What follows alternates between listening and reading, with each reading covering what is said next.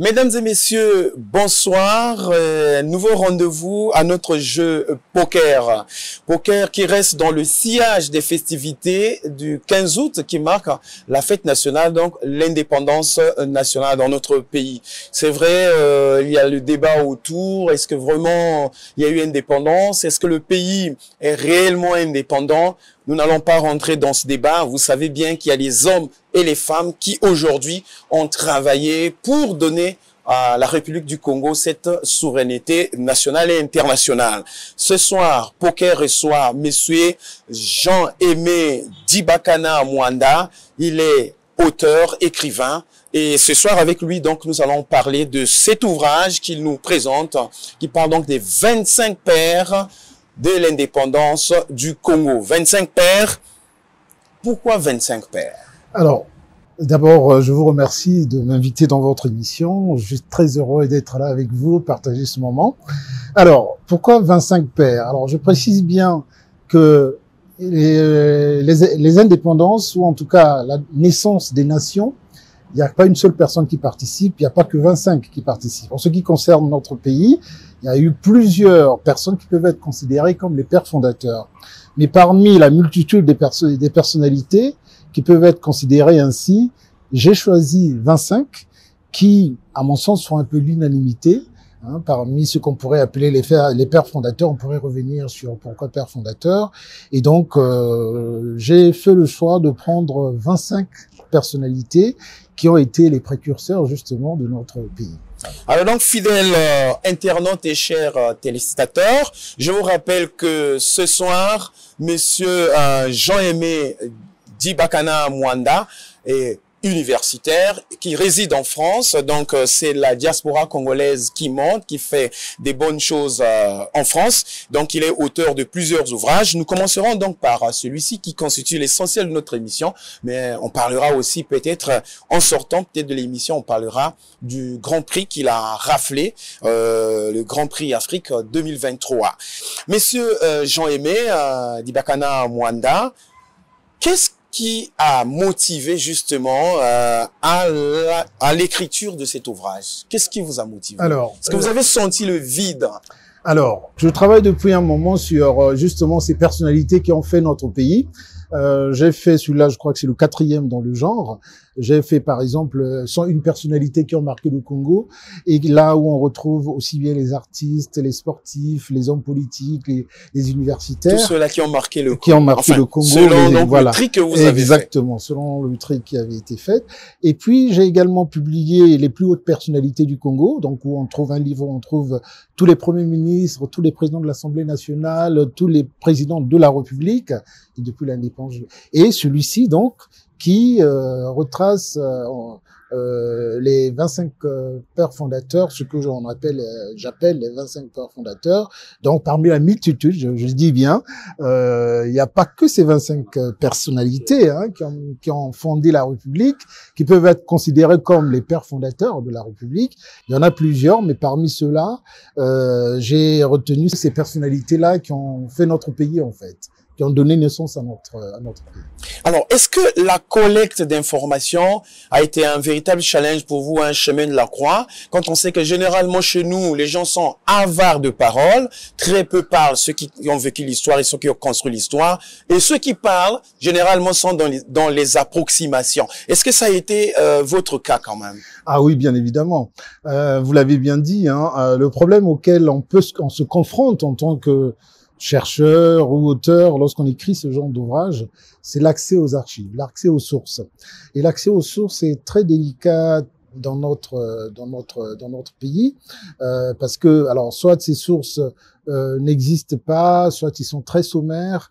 Alors, moi, en plus, j'ai, au-delà d'avoir accès aux sources, j'aime bien faire parler les personnes qui existent encore, notamment les descendants. Personnellement, la chance que j'ai eue par rapport aux sources, c'est que beaucoup d'entre ces personnalités-là, d'entre ces pères fondateurs, ont été députés, ont siégé, soit députés, soit sénateurs, soit conseillers territoriaux sous l'État français, parce que le Congo n'est pas encore sur la communauté, sur l'Union française. Et donc, à ce moment-là, il y a des sources qui sont disponibles en France. Alors, ce qui est particulier dans le livre que vous avez publié donc en 2023, ce qui est particulier dans ce livre, c'est le fait que, comme on le sait au Congo, les femmes ne sont pas mises en avant. Elles ne sont vraiment pas mises en avant pour parler de l'histoire de notre pays. Mais vous, en ouverture, vous avez Alice Badiangana. C'est qui cette dame?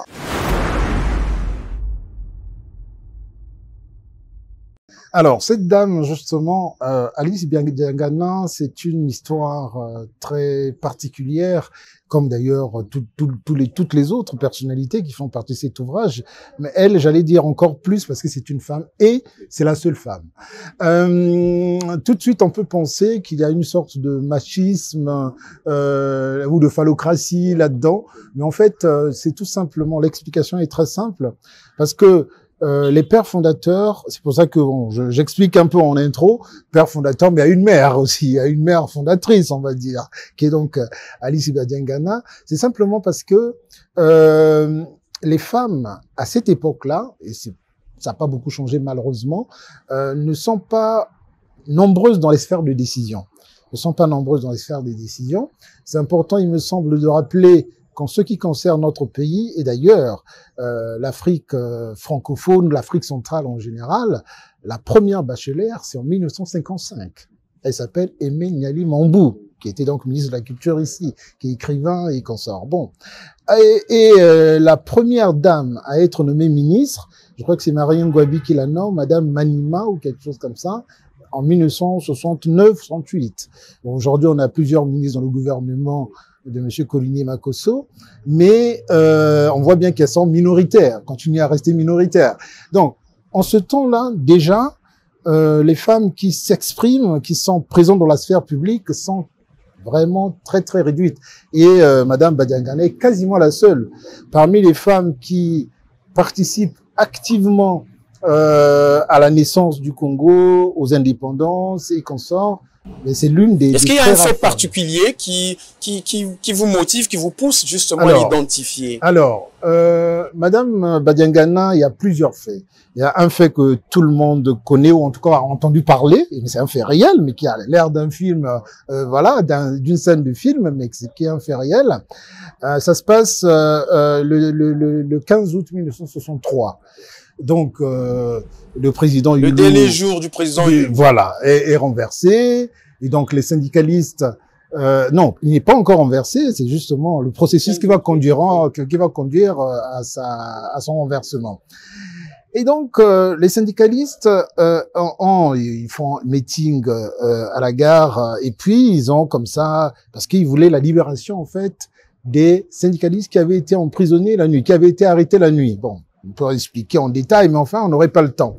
Donc, ils décident d'aller, ils entendent comme rumeur que ces prisonniers, leurs copains, leurs camarades, sont emprisonnés au Palais du Peuple. Le Palais du Peuple qui n'a pas changé, voilà, qui est toujours l'actuel palais présidentiel du Plateau. Bon. Donc, ils font donc mouvement vers le Palais du Peuple dans l'intention d'aller libérer leurs camarades emprisonnés, demander leur libération. Mais quand ils arrivent là, vers Javoué, ils entendent une autre information. Ils disent non, mais finalement, ils sont pas au palais, ils sont à la maison d'arrêt. Donc, ils changent de direction.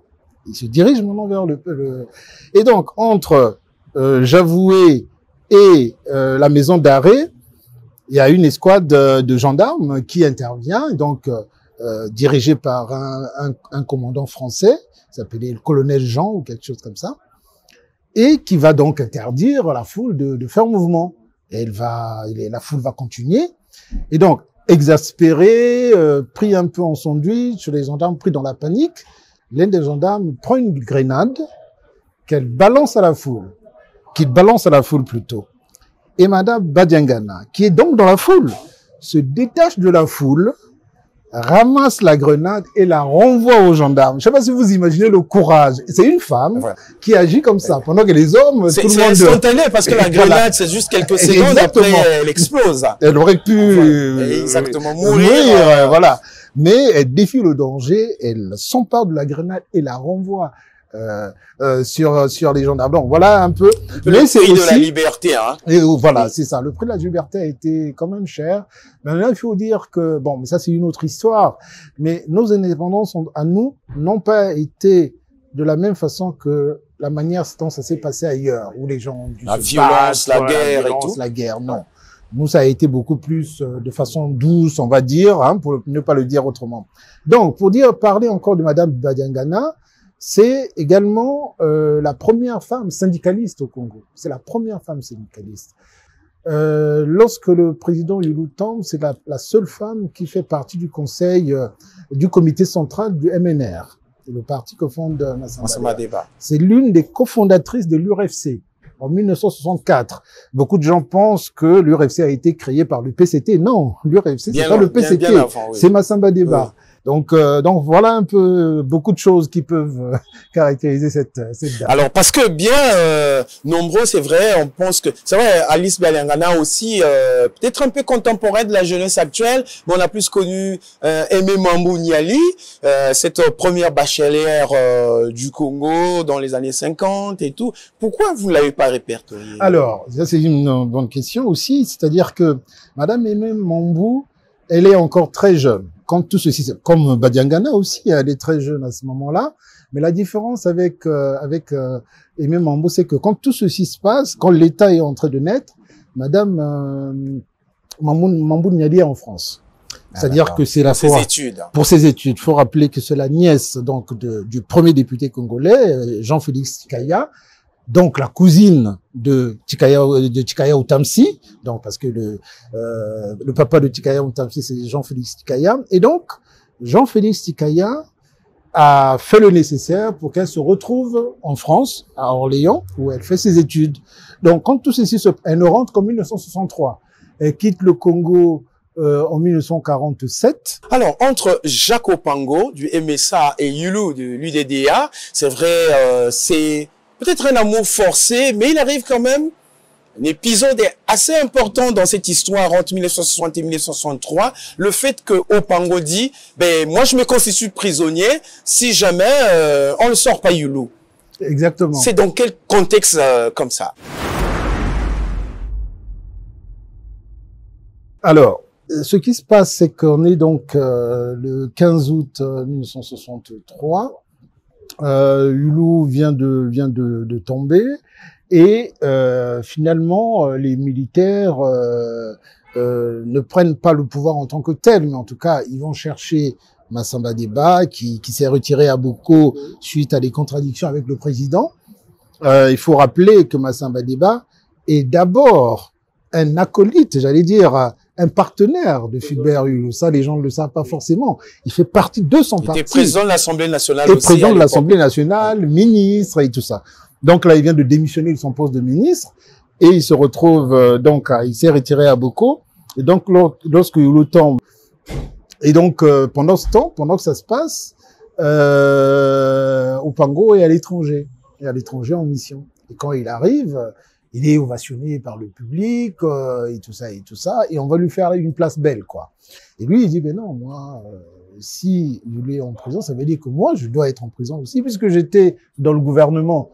Donc, il n'est pas question que moi, je sois en liberté pour occuper je ne sais quel poste, alors que Yulu, avec lequel j'ai travaillé, bien qu'il était président, est en prison. Donc voilà un peu, ça montre aussi une certaine courage, et puis le patriotisme et tout ça, l'unité nationale. Exactement, parce qu'il aurait pu penser qu'à lui et puis, mais non, il l'a pas fait.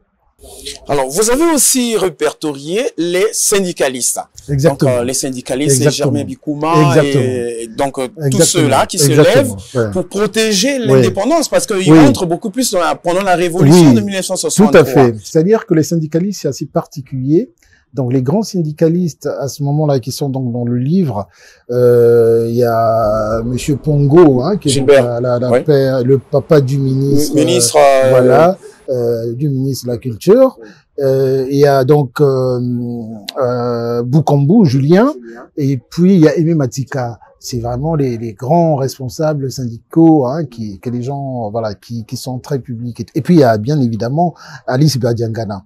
Alors, la position des syndicalistes est très particulière par rapport aux autres, par rapport aux hommes politiques.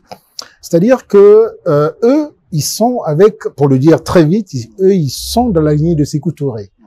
Et quand le général de Gaulle propose en 58 le référendum, oui, pour la communauté qu'on sort, les syndicalistes, en tout cas conduits notamment par Aimé Matika, Julien Boucambou, Alice Badiangana, eux ils disent non. Eux, ils sont sur la même ligne que Sékou Touré. Ils disent non, non, nous, on veut l'indépendance tout de suite. On veut pas rentrer dans la communauté. Mais c'est les seuls. Tous les autres hommes politiques, ils votent oui. C'est-à-dire les Jean-Félix Tikaya, les Yulu, les Upango et consorts, tous ils votent oui, sauf justement les syndicalistes qui votent non et qui veulent l'indépendance tout de suite.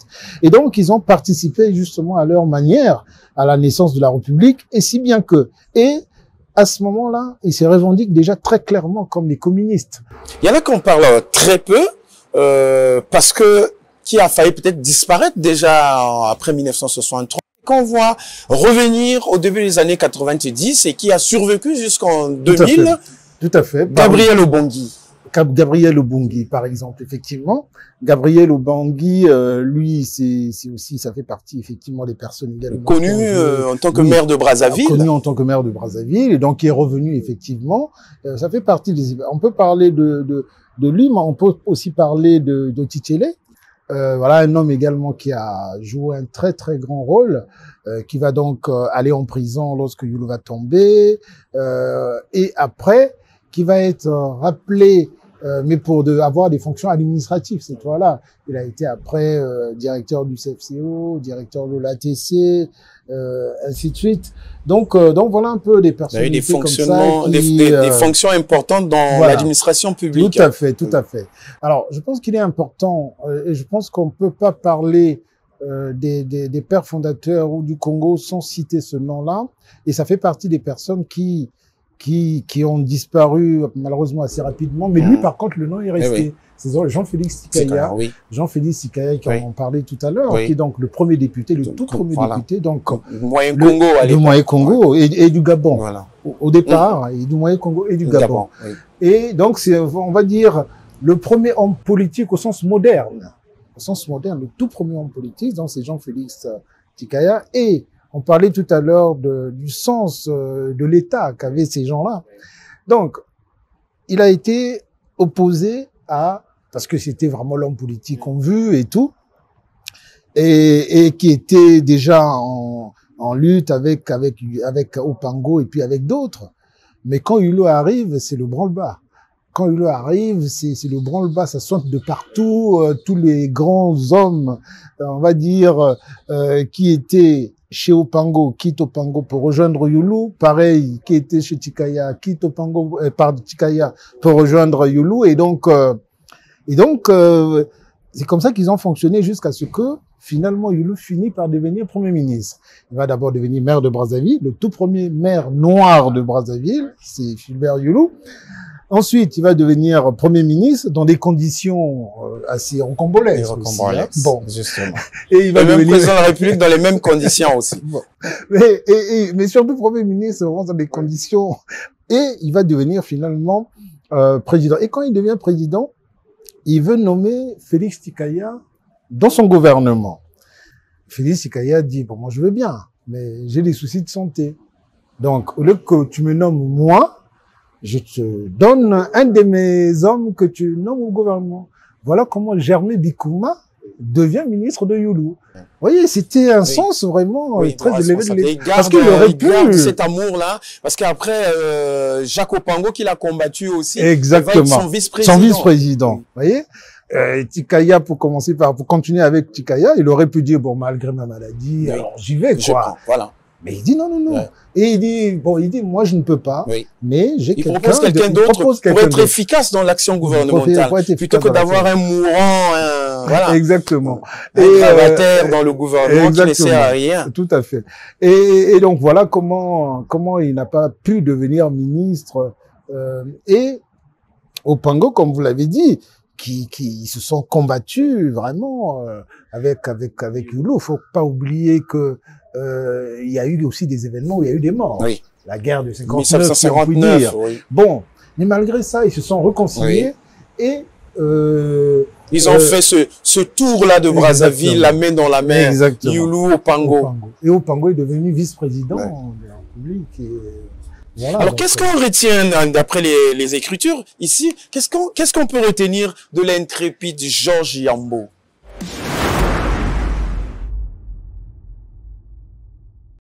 Alors, Georges Yambo, Georges Yambo, je dis toujours que le Congo aurait certainement été différent s'il n'y avait pas Georges Yambo. C'est-à-dire que s'il n'avait pas été là, Youlou n'aurait jamais été président, ni Premier ministre, s'il n'avait pas été là. Donc, on ne sait pas ce qui se serait passé, en fait, finalement. Parce que c'est la voie qui bascule la majorité vers Youlou. Qui bascule la majorité vers Youlou.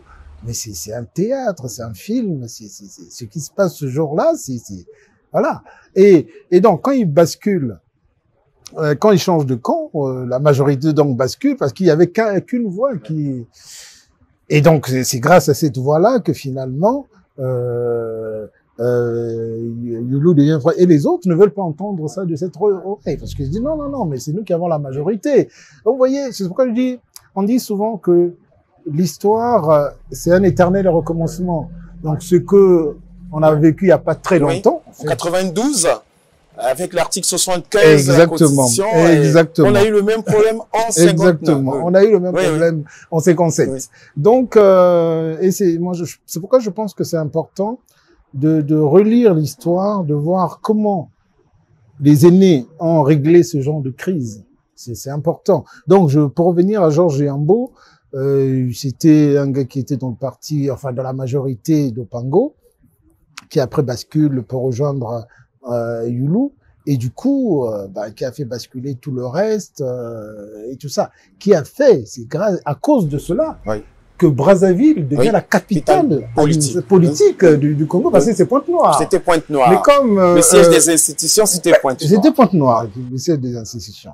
Mais comme Youlou ils se sont pas bien à Pointe-Noire avec cette histoire et machin, et que Pointe-Noire c'est quand même le siège de Félix Tikaya, qui est alors qu'il avait son fief à Bakongo Makelekele, donc Brazzaville, revenir près de chez lui. Alors que Pointe-Noire, dans la tête de Youlou, Pointe-Noire c'est Tikaya et Opango. Voilà. Donc voilà comment la capitale est déplacée de Pointe-Noire après ça. Donc Georges Yambo a quand même modelé un peu la face du Congo, quoi. S'il n'avait pas changé le camp, on ne sait pas si c'est... Ah oui, parce que tout à l'heure vous disiez que il faut bien dans le parcours, il faut que les Congolais, les jeunes qui arrivent, qu'ils relisent l'histoire du Congo. Mais vous savez après que c'est inaccessible l'histoire du Congo. Où est-ce qu'ils vont aller lire?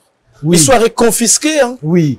Alors, moi, je crois que il y a l'histoire. Il y a beaucoup d'obscurité quand même. Tout à fait. Entre 1960 et peut-être jusqu'à Maringouabi, tout ce qui s'est passé, on sait vraiment pas. Tout à fait. Alors, il y a plusieurs façons de faire. Déjà, moi, je pense que les travaux comme les nôtres et d'autres encore qui existent sont importants, et je pense que ça existe, même si on n'a pas beaucoup, mais ça existe. Donc, moi, j'invite vraiment chacun de chercher et tout ça. Maintenant, il faut continuer à travailler là-dessus, il faut continuer à écrire là-dessus, à chercher.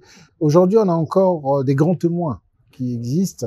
La dernière fois, je vous ai vu, je vous suivais, vous avez reçu Théophile Obenga, et puis il y en a d'autres. Je pense que ce genre de personnalités qui sont encore là, qui sont encore, certains, nombreux, sont encore dans les affaires publiques, ou peut-être ailleurs.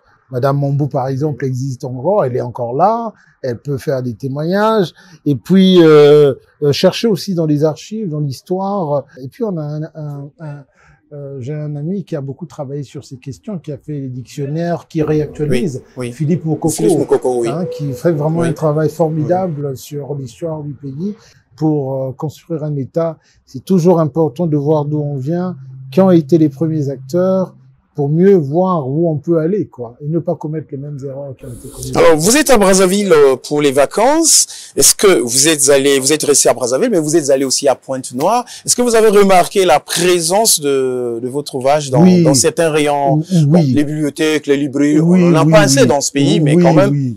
Est-ce que vous avez pu remarquer? Oui, dans les librairies, j'ai vu dans les librairies, par exemple, cet ouvrage-là, je sais qu'il est au Monguier, la librairie des Monguiers. Monguier, au Dépêche de Brazzaville. Voilà, et chez l'Harmattan aussi.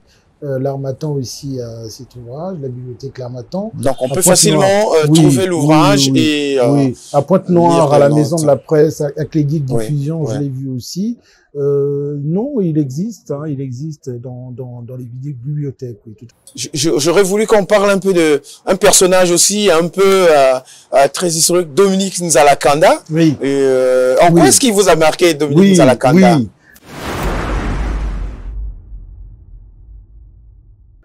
C'est vraiment, on peut le considérer comme l'un des premiers intellectuels de Brazzaville.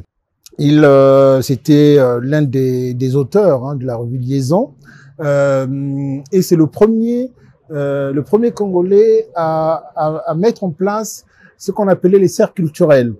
Autant à Pointe-Noire, le tout premier à avoir monté un cercle culturel, c'est Jean-Félix Tikaya, autant dans la partie sud de Brazzaville, c'est Dominique Nzala-Kanda.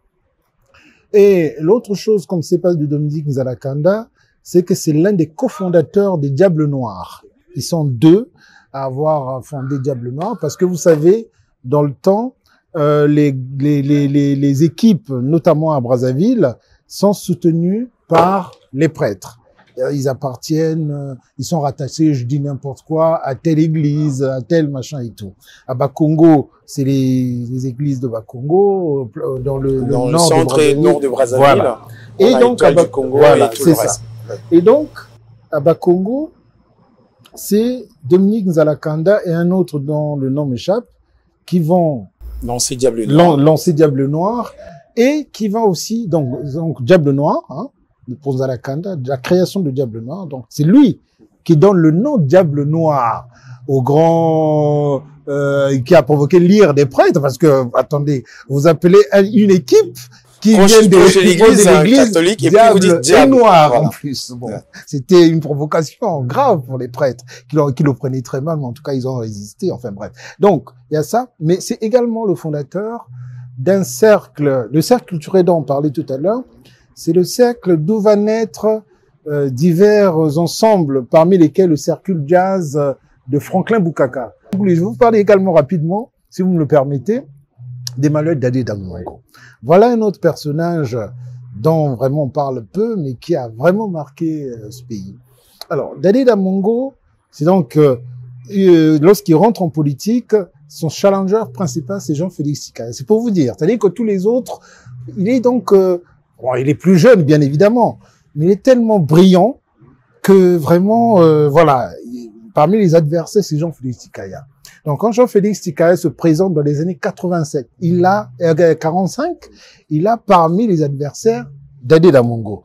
Bon, mais Félix Tikaya est plus fort, donc il gagne et tout ça et tout ça. Et il continue finalement, il va être élu, député, enfin, et lorsque Fulbert Yulu, devient Premier ministre, il le nomme ministre des Travaux publics. Il le nomme ministre des Travaux publics et après, plus tard, il va être nommé le premier ambassadeur du Congo aux États-Unis. Donc, c'est Dadé Damongo. Mais Dadé Damongo a aussi quelque chose de particulier, c'est que c'est donc aussi un intellectuel. C'est pas seulement un homme politique, mais c'est aussi quelqu'un qui écrit, c'est aussi un compositeur de musique. Et par rapport à la musique, Dadé Damongo, c'est le premier Congolais à avoir fondé un orchestre instrumental. On est en 1955 et tout ça. Donc, le tout premier Congolais à avoir fondé un orchestre instrumental au Congo, c'est Dadé Damongo. Donc, il est guitariste, clarinettiste, saxophoniste et tout ça. Un autre détail sur Dadé Damongo pour terminer. Il y en a beaucoup, on peut continuer, mais on va terminer. Il a le sang de Nino Malapé. Merci. Oui. C'est l'oncle de Nino Malapé.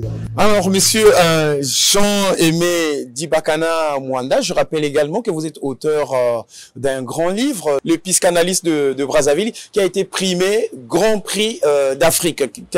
Oui, alors, le livre a été classé 3 fois. Il a été classé donc comme l'un des 4 meilleurs livres écrits par un Africain en 2023, par le journal Le Monde, le plus grand journal français. Il a donc remporté le Grand Prix Afrique 2023. Le Grand Prix Afrique, pour le rappeler très rapidement, c'est le prix qui s'appelait avant le Grand Prix littéraire d'Afrique noire. Donc ça a changé de nom, que ça s'appelle maintenant Grand Prix d'Afrique, qu'a déjà remporté dans notre pays Henri Lopez, Sylvain Bemba, Sonny Laboutan aussi, ainsi de suite, ainsi de suite. Donc c'est moi qui ai décidé le lauréat pour l'année dernière. Et il a également remporté le prix Orange du Livre en Afrique. Donc voilà un peu les prix qu'a reçu ce livre. Alors donc voilà, chers internautes, chers téléspectateurs, vous voyez bien que monsieur Dibakana Mwanda, c'est pas quelqu'un qui parle en l'air ou dont les écrits sont en l'air. Les écrits sont bien fixés dans les grands ouvrages, les 101 personnes qui ont marqué l'histoire de notre pays. Et là, vous trouvez toutes les catégories en culture, en politique, en économie, en sport et en santé, vous trouvez. Et ce soir, nous avons parlé de 25 pères fondateurs de la République du Congo-Brazzaville. Donc, grâce à lui, nous avons pu analyser et c'est très bien. Donc, ces livres sont accessibles dans les bibliothèques et dans les librairies. Facilement, vous les trouverez. Alors, merci, monsieur Jean-Emile. Nous vous souhaitons peut-être bon retour déjà en France où vous résidez. Vous êtes un membre de la diaspora, vous faites honneur au pays, vous écrivez des livres pour faire connaître le pays. Vous revenez de temps en temps saluer, discuter avec les écrivains, les universitaires qui sont ici et peut-être faire des propositions et avec vos amis que vous pouvez rencontrer. Chers internautes, nous sommes arrivés à la fin de ce jeu poker. Mais je voulais rappeler que poker, ce n'est pas une émission fermée. Nous recevons beaucoup de commentaires. Nous pensons quel jour nous serons invités. Non, c'est seulement réservé aux élites. Non, l'émission, vous voyez, quelqu'un peut venir nous parler de l'indépendance du Congo. Mais sur la base de quoi, justement? Lorsque nous n'avons pas des choses assez structurées, fixées dans la littérature, ou peut-être vous avez vous-même été acteur de l'indépendance du Congo. Donc, nous recevons des spécialistes dans leur domaine, des gens qui font bouger le Congo, pas les analystes. Ils restent à la maison, ils regardent la télé, ils se disent spécialistes de l'Ukraine et de la Russie. On peut pas recevoir des gens comme ça. Mais si vous avez étudié en Russie et que vous connaissez ces choses-là, vous avez été en Ukraine et que vous connaissez ces choses-là, bien sûr, ou vous avez écrit un livre, nous allons vous recevoir et faire la petite analyse. Hein. C'est pas venir donner ou distribuer des points au gouvernement ou à l'opposition, alors que vous ne représentez pas ni un parti, ni une association assez influente pour pouvoir dire des choses et engager quand même une certaine opinion. Donc, mesdames et messieurs, merci de nous avoir reçus chez vous et à jeudi prochain.